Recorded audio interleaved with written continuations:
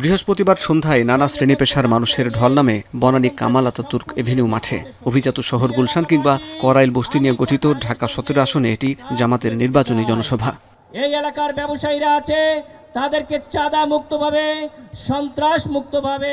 এই আসনে দাঁড়িপাল্লা প্রতীকের প্রার্থী ডাক্তার খালেদুজ্জামানের সমর্থনে জনসভায় যোগ দেন ঢাকা 8 আসনের শাপলাকুলির প্রার্থী নাসিরউদ্দিন পাটোয়ারি ও ঢাকা 18 আসনের প্রার্থী আরিফুল ইসলাম আদিব। প্রতীক আছে, কোন সে প্রতীক, কোন সে প্রতীক? প্রচার সভায় যোগ দিয়ে জামাত আমির বলেন, জুলাই সনদে স্বাক্ষর না করেও এনসিপি হ্যাঁ ভোটের পক্ষে প্রচারণা করছে, কিন্তু সনদে স্বাক্ষরকারীদের অবস্থান অস্পষ্ট। ক্লিংকার বেশি থাকলে সিমেন্ট বেশি খাঁটি। আনোয়ার সিমেন্ট। অথচ যারা সেদিন স্বাক্ষর করলেন তারা এখন চুপ, তাদের মুখে এখন কোনো বলি নাই। তাদেরকে তাদের অবস্থান বিনয়ের সাথে বলবো, আপনারা স্পষ্ট করুন, আপনারা কি সংস্কার চান নাকি আপনারা সংস্কার চান না? না না, আপনাদেরকে বলি নাই, যারা চুপ করে আছেন আপনাদেরকে খুলাসা করতে হবে, বলতে হবে আপনারা কি চান। এর আগে বিকেলে মিরপুর ওয়াকাপ উচ্চ বিদ্যালয় মাঠে নির্বাচনী জনসভায় ঢাকা 14 আসনের প্রার্থী ব্যারিস্টার আরমানের উপর নির্যাতনের কথা তুলে ধরেন ডাক্তার শফিকুর রহমান।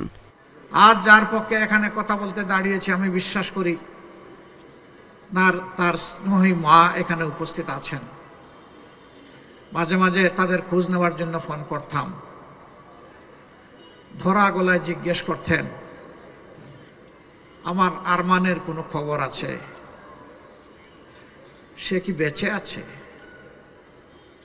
এ সময় তিনি বলেন, ভোট চাইতে গেলে নারীদের উপর হেনস্থা করা হচ্ছে। সরকার গঠন করলে সব ক্ষেত্রে নারীদের নিরাপত্তা নিশ্চিত করার প্রতিশ্রুতি দেন জামাত আমির।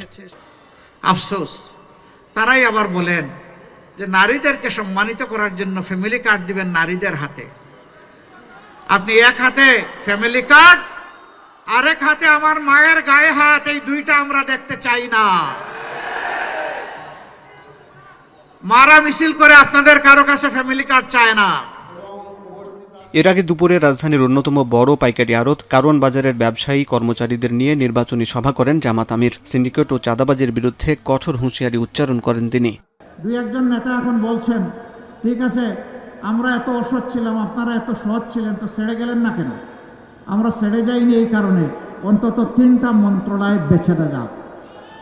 বেঁচে যাক, দুর্নীতির হাত থেকে রক্ষা পাক, কিছু একটা ঠিকানা মানুষ পেয়ে যাক, এবং বাংলাদেশের মানুষের মনে আস্থা তৈরি হোক। ভালো মানুষের হাতে দেশ গেলে সৎ থাকা সম্ভব, দুর্নীতিও দূর করা সম্ভব। এর আগে মিরপুর 13 নম্বরে গণভোটে হ্যাঁ ভোট ও ডিজিটাল ক্যাম্পেইনের মাল্টিমিডিয়া বাস উদ্বোধন করেন জামাত আমির।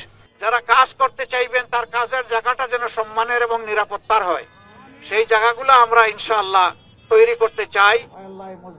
সকালে নিজ আসন মিরপুর 15-তে প্রধান নির্বাচনী কার্যালয় উদ্বোধন করেন ডাক্তার শফিকুর রহমান। এ সময় শেরপুরে দলীয় নেতাকর্মীদের হামলার ঘটনায় তীব্র সমালোচনা করেন তিনি। এই ঘটনা ইঙ্গিত করে অসহিষ্ণুতা, এই ঘটনা ইঙ্গিত করে জনগণের উপর আস্থা নাই, এই ঘটনা ইঙ্গিত করে যে অন্যের বিজয় দেখে নিজের সহ্য হয় না। হাসিব বিল্লাহ, এখন, ঢাকা।